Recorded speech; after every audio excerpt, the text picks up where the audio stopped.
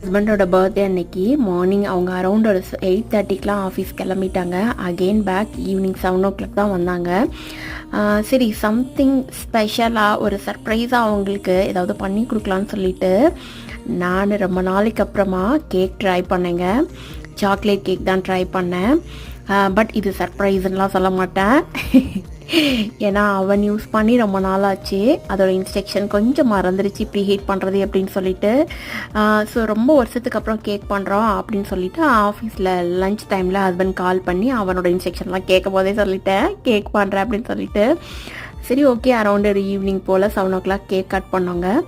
நான் எக்ஸ்பெக்ட் பண்ணாத அளவுக்கு அவ்வளோ சூப்பராக இருந்தது. ஏன்னா ரொம்ப வருஷம் டச் விட்டு போயிடுச்சு. ஸோ அதனால் எப்படி வருமோங்கிற ஒரு ஃபைனல் அவுட்புட் இருந்துகிட்டே இருந்தது. பட் பசங்களுக்கும் ஹஸ்பண்டுக்கும் ரொம்ப பிடிச்சிருச்சு. So this is a success அப்படின்னு சொல்லி மனசு ஹாப்பி ஆகிடுச்சிங்கிற மாதிரி தாங்க அன்றைக்கி டே போச்சு.